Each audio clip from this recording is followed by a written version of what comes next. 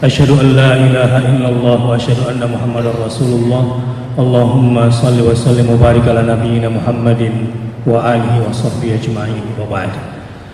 Ya ayyuhalladzina amanu taqullaha haqqa tuqatih wa la tamutunna illa wa antum muslimun. Sidang Jumat rahimakumullah. Kegagalan kita di sholat Jumat ini adalah ketika kita keluar dari masjid ini dan volume ketakwaan kita tidak meningkat. Ketakwaan kita, ketaatan kita kepada Allah tidak meningkat. Agar tidak gagal sholat Jumatnya,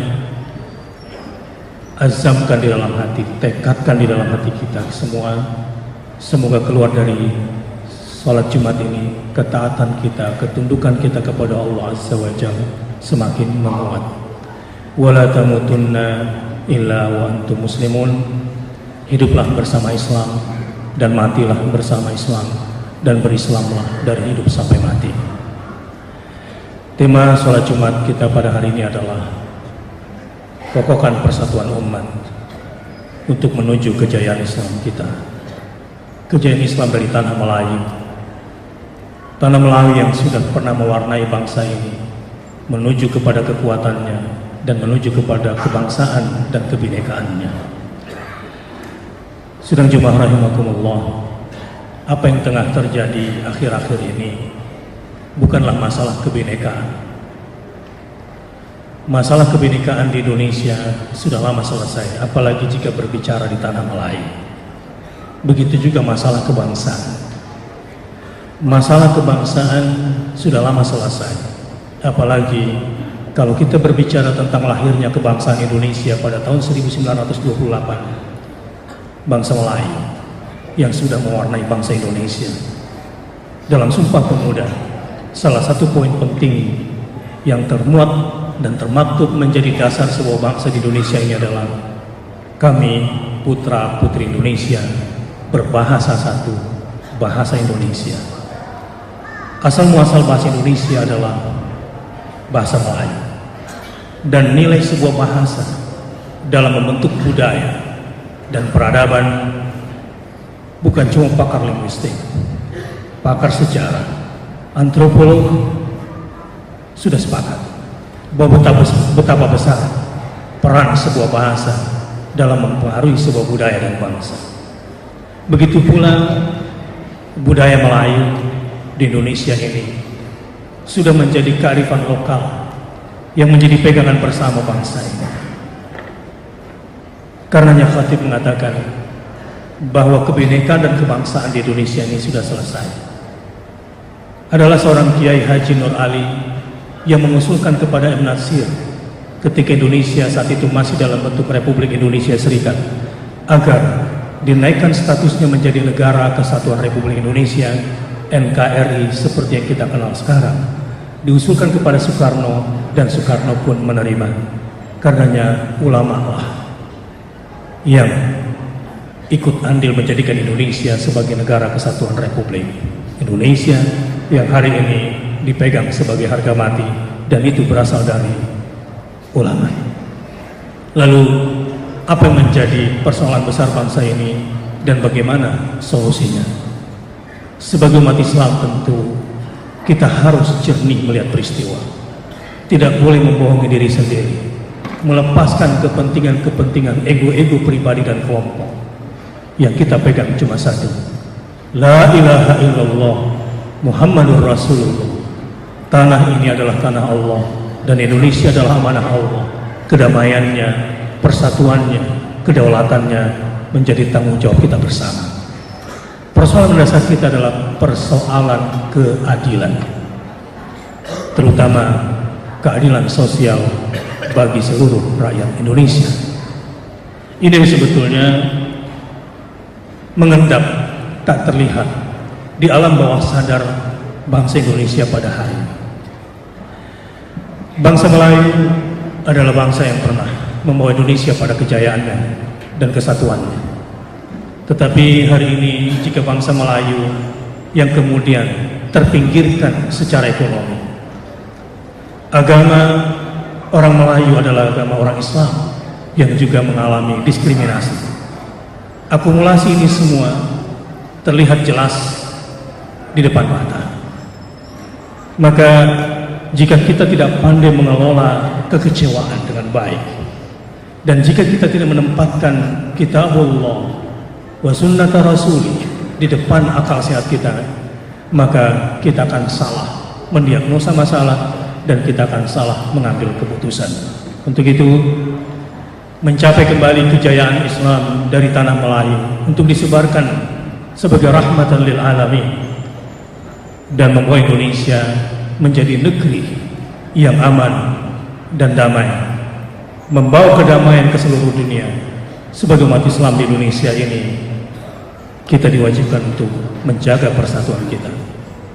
Tapi seperti apa persatuan yang harus kita jaga, yang kita bentuk?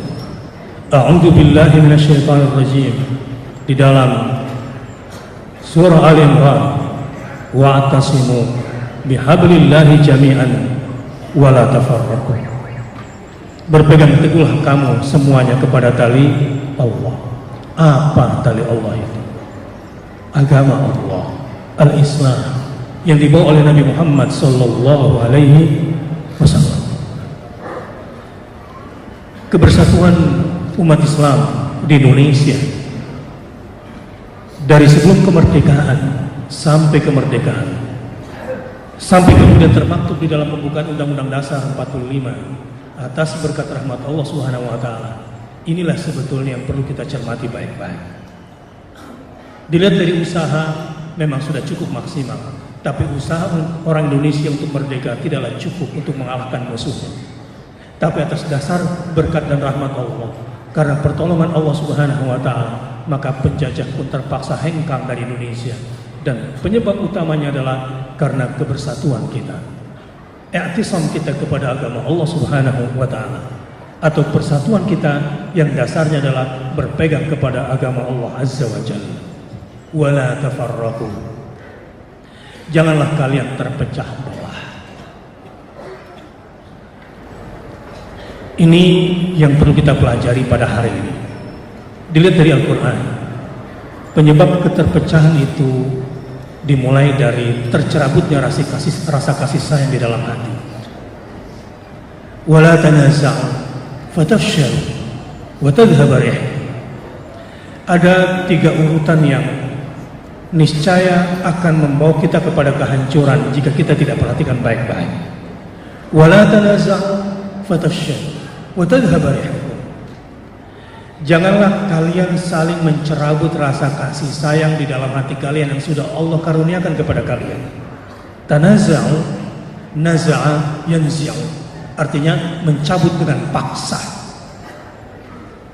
Sebetulnya tidak ada yang ingin berpecah, tidak ada yang ingin berselisih, karena perpecahan dan perselisihan itu menyakitkan hati. Tidak ada yang ingin bermusuhan, karena bermusuhan itu membawa kepada kegelisahan, pada hilangnya ketenangan. Namun kitalah yang menyebabkan semua ini menjadi porak-poranda. Adalah tanaza'tum bainakum. Kalian saling mencerabut rasa kasih sayang yang sudah Allah anugerahkan kepada kalian di dalam hati kalian. Dan itu adalah anugerah besar dari Allah Subhanahu wa taala. Sedang jemaah rahimakumullah. Jika ada anugerah terbesar yang sudah Allah perlihatkan sepanjang masa, maka yang paling besar Allah turunkan kepada kita semua adalah rahmatnya. Karenanya, jika ada sesuatu yang paling mendesak kita butuhkan di dalam hidup kita, adalah rahmat Allah Subhanahu wa ta'ala. Itulah karenanya Allah memulakan namanya untuk dikenal sebagai Ar-Rahman Ar-Rahim. Dengan atas berkat rahmat Allah lah kita bersatu. Ketika kita menjaga amanah kasih sayang yang sudah Allah tanamkan ke dalam hati kita, untuk senantiasa berbaik sangka, untuk senantiasa bertabayyun, untuk tidak berburuk sangka, untuk tidak gampang mencela, untuk tidak gampang menyebarkan fitnah. Karena fitnah itu kekejian, maka kasih sayang akan senantiasa terbina di antara kita semua. Tapi apa efeknya jika tanaza'tum? Kalian sudah saling mencerabut rasa kasih sayang di antara kalian. Saya ingin kasih contoh di sebuah rumah tangga. Sebetulnya rasa kasih sayang dan cinta di antara suami istri begitu kuat. Tapi perceraian hari ini begitu tinggi. Dan 70% penyebab perceraian adalah bukan talak, tetapi khulu, perempuan yang minta dilepas dari suami. Dan ini disebabkan katanya secara ekonomi ini yang paling besar. Menurut saya tidak. Karena banyak yang bercerai atas nama ekonomi. Suami bekerja, istri pun bekerja. Yang terjadi sebetulnya adalah di antara keduanya sudah saling cabut rasa kasih sayang. Mawaddah warahmah yang diamanahkan oleh Allah telah dikhianatinya. Mawaddah warahmah yang sudah dianugerahkan Allah begitu besar kepadanya, dia cabut dengan paksa. Terutama dari pihak suami harus lebih banyak kasih sayang karena dia sebagai pemimpin keluarga. Namun harus diakui, di antara semua penyebab adalah kegagalan suami di dalam rumah tangga, dalam memanage rumah tangga, tidak dipenuhi rasa kasih sayang. Begitu juga di dalam sebuah negara. Jika pemerintahan, jika aparat dipenuhi rasa curiga kepada rakyatnya, jika pemimpin kurang kasih sayang kepada rakyatnya, tunggu tanggal pemberontakannya. Untuk itu, pemimpin yang sayang kepada rakyatnya, rakyat yang taat kepada pemimpinnya yang adil, karena pemimpin yang adil wajib mendapatkan ketaatan dari rakyatnya. Jika rasa kasih sayang ini saling dijaga dan tidak saling mengoyak, maka Allah akan berikan lagi lebih banyak kasih sayang kepada kita semua. Semoga kasih sayang di antara kita, khususnya di Pekanbaru ini, demi menjaga persatuan dan kesatuan kita, senantiasa kita jaga amanahnya, sehingga Allah Subhanahu wa Ta'ala mencurahkan lebih banyak lagi rahmatnya kepada kita semua. Kenapa saya katakan demikian? Wadhkuru ni'matallahi alaikum idh kuntum a'da'an fa'allafa baina qulubikum fasbahtum bi ni'matihi ikhwana. Kita bisa bersaudara, kita bisa bersuku dan tidak bercerai-berai, kita bisa berbangsa menjadi bangsa Indonesia. Demi Allah, nikmat dari Allah Subhanahu wa Ta'ala. Tanpa nikmat yang satu ini, kalian akan saling bermusuhan, kalian akan saling berperang. Fatafshal. Ketika kalian sudah mulai terpecah belah, maka kalian akan lemah, kalian akan gagal, dan ujungnya kalian akan kalah, dan kalian akan menjadi objek bulan-bulanan. Fatafshal. Dan pada akhirnya watadhhaba rihukum, hilang kekuatan kalian dan kalian kembali terjajah oleh orang yang kuat. Sedang cuma rahimakumullah, dunia ini adalah dunia pertarungan. Siapa yang kuat, dia yang berkuasa. Siapa yang lemah, dia yang dikuasai. Umat Islam harus kuat, dan kekuatan umat Islam sudah dijamin oleh Allah Subhanahu wa Ta'ala dengan satu syarat: wa'tasimu bihablillahi jami'an. Anda tidak punya pegangan lain. Untuk satu-satunya bersatu, satu-satunya jalan untuk bersatu adalah i'tisam bihablillah, berpegang kepada tali agama Allah Subhanahu wa Ta'ala. Kebenaran absolut ada pada Al-Quranul Karim, penjabarannya ada pada sunnah Nabi SAW, dan contoh nyatanya ada pada baginda Rasulullah SAW. Dan keseharian ini kita bisa mencontoh para ulama dalam menjalaninya. Sidang Jumat rahimakumullah.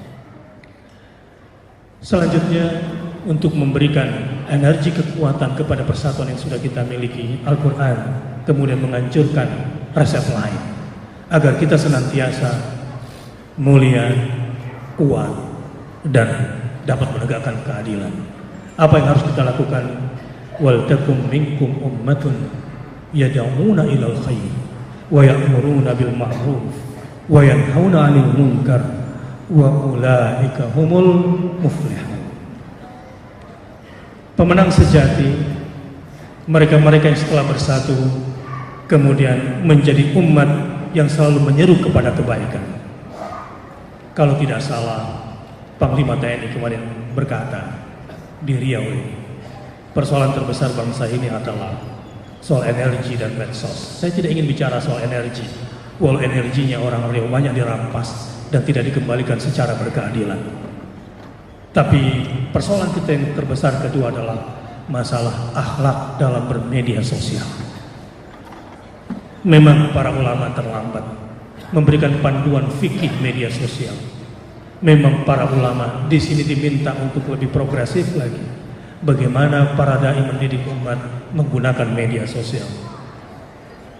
Akhlak tak terpuji menyeruak di hampir semua bahasa-bahasa media sosial. Dan ini berpotensi untuk memecah belah kita semua. Hoax misalnya, informasi-informasi bohong, informasi-informasi tak berdasar, informasi-informasi yang berpotensi memecah belah. Ini juga menjadi masalah serius buat kita semua. Tapi sekali lagi, umat Islam sudah punya pegangan di dalam Al-Quran. Wal takum minkum ummatun yad'una ilal khair. Hendaklah kamu menjadi umat yang selalu menyeru kepada kebaikan. Kebaikan yang sama-sama sudah kita fahami secara akal sehat bahwa ini baik, adalah ini buruk. Tidak cukup hanya sampai di sini. Wa ya'muruna bil ma'ruf, berperan aktif menjadi orang yang mengajak orang lain kepada yang ma'ruf dengan cara yang ma'ruf. Jangan mengajak orang pada kebaikan tetapi dengan cara yang tidak baik. Wa tanhauna 'anil munkar, dan cegahlah kemungkaran dengan syarat tidak boleh menimbulkan kemungkaran yang lebih besar. Karena seringkali cara-cara tidak cerdas bernahi mungkar tapi kemudian menimbulkan kemungkaran yang lebih besar. Disinilah khususnya di media sosial betapa banyak dosa-dosa kita tanpa kita sadari. Menyebarkan berita hoax, fitnah, orang yang belum tentu bersalah kemudian kita sebarkan keburukan-keburukannya. Wal'iyadzubillah. Jika ini terjadi dan terus-menerus tanpa dibendung, maka dosa demi dosa bertambah dosa, bertumpuklah dosa-dosa di dalam diri kita sehingga kehidupan kita tidak lagi mencapai kebahagiaan. Kalau sudah menjadi orang yang menyuruh pada kebaikan, menyuruh kepada yang ma'ruf dengan cara yang ma'ruf, melarang orang dari mungkar dengan tidak menimbulkan kemungkaran lebih besar, wa ulaika humul muflihun. Mereka itulah orang-orang yang beruntung. Sedang Jumat rahimakumullah. Tapi menjadi orang baik, menjadi muslim yang bersatu pasti ada tantangannya. Apalagi umat Islamnya baik dan bersatu. Walan tarda ankal yahudu walan nasara hatta tattabi'a millatahum. Al-Quran sudah tegas menjelaskan ada sekelompok orang yang tidak akan pernah rela umat Islam itu damai. Ada yang takut kalau umat Islam itu bersatu. Ada yang cemburu jika umat Islam yang sudah damai dan bersatu itu mengajak pada kebaikan, maka penuh dengan fitnah. Bagaimana cara menghadapinya? Agar umat Islam tetap kuat, agar umat Islam tetap mulia. Ini yang penting yang khatib ingin sampaikan di penghujung khutbah ini. A'udzubillahi minasyaitonirrajim. Al-Quran memberikan petunjuk kepada kita bagaimana sikap elegan menghadapi tantangan yang menginginkan perpecahan di antara kita, yang menginginkan pembusukan di dalam tubuh umat Islam, yang tidak menginginkan umat Islam yang membawa kedamaian di negeri ini. A'udzubillahi minasyaitonirrajim. Begini caranya. Ya ayyuhalladzina amanu idza laqitum fi'atan fasbutu wadhkurullaha katsiran la'allakum tuflihun. Hai orang-orang yang beriman, apabila kamu menghadapi pasukan musuh, maka berteguhlah dan kuatkanlah hati kamu dan selalu sebut nama Allah sebanyak-banyaknya agar kamu beruntung. Itu yang pertama. Ini strategi menghadapi musuh yang hendak menghancurkan kita. Senantiasalah, hai orang-orang yang beriman, apabila kamu memerangi dan berhadapan-hadapan dengan pasukan musuh, maka berteguh hatilah kamu dan sebutlah nama Allah sebanyak-banyaknya agar kamu beruntung dan menjadi pemenang. Jadi ada dua syarat kalau kita ingin menjadi pemenang saat berhadapan dengan musuh. Yang pertama adalah teguhkan hati dan berzikirlah yang banyak. Yang kedua di ayat selanjutnya di dalam surah Al-Anfal ayat 46. Wa ati'ullaha wa rasulahu wa la tanaza'u fatafshalu wa tadhhaba rihukum wasbiru innallaha ma'as sabirin. dan taatlah kepada Allah dan Rasul-Nya, dan janganlah kamu berbantah-bantahan. Ayat-ayat muhkamat dari Allah sudah begitu terang dijelaskan oleh Rasulullah SAW, termasuk dalam soal memilih pemimpin. Jangan dibolak-balik, jangan dipelintir-pelintir. Al-Quran sudah mengaturnya. Taatlah kepada Allah dan taatlah kepada Rasul-Nya, dan janganlah kamu berbantah-bantahan. Apa yang sudah jelas dari Allah dan Rasul-Nya, maka jalankanlah. Wa ma ataakumur rasulu fakhuduhu wa ma nahakum anhu fantahu. Apa yang diperintahkan Allah dan Rasul-Nya kepada kamu, laksanakan semampu kamu. Tetapi apa yang dilarang dari kamu, jauhi secara total. Coba lihat bahasanya. Menjalankan perintah itu gradual, evolutif. Tapi menjauhi larangan harus secara total, revolusioner. Jangan dibolak-balik. Wa ma ataakumur rasulu fakhuduhu wa ma nahakum anhu fantahu. Perintah Allah begitu banyak, laksanakan semampu kamu. Tapi larangan yang bisa membuat kamu terpecah belah, jauhilah. Yang menyebabkan kamu menjadi gentar dan hilang kekuatanmu, kalau kamu sudah kurang taat kepada Allah dan kurang taat kepada Rasul-Nya, dan kalian saling berbantah-bantahan, apa yang terjadi pada kalian? Kalian akan menjadi gentar menghadapi musuh, dan kalian akan kehilangan kekuatan. Untuk itu, bersabarlah di jalan Allah, bersabarlah di jalan Rasul-Nya sallallahu alaihi wasallam. Wasbiru innallaha ma'as sabirin. Sesungguhnya Allah bersama orang-orang yang sabar. Kesimpulan khutbah Jumat pada hari ini. Pertama, hadapi situasi dengan kepala dingin, dengan hati yang penuh sabar. Lihat persoalan secara jernih. Kalau memang dirasakan adanya ketidakadilan, ini adalah akumulasi sekian lama. Ini adalah sebuah perjalanan bangsa. Memang ada hal yang perlu kita koreksi. Bukan hanya kesalahan 1-2 rezim, ini sudah berlangsung cukup panjang. Adalah kewajiban umat Islam untuk sama-sama menyelesaikannya. Yang kedua, untuk itu jadilah problem solver. Umat Islam jangan menjadi bagian daripada problem. Caranya bagaimana? Wa'tasimu bihablillahi jami'an wa la tafarraqu. Bersatulah, dan persatuan kita akan kokoh jika kita berpegang kepada agama Allah Subhanahu wa ta'ala. Dan setelah itu, yang terakhir, untuk menjadi problem solver yang sesungguhnya adalah jadilah umat yang menyuruh kepada kebaikan serta taat kepada Allah dan Rasul-Nya, dan bersabarlah bersama Allah dan Rasul-Nya. Barakallahu li wa lakum fil Qur'anil Karim wa nafa'ani wa iyyakum bima fihi minal ayati wa dzikril hakim wa taqabbala minni wa minkum tilawatahu innahu huwal ghafurur rahim.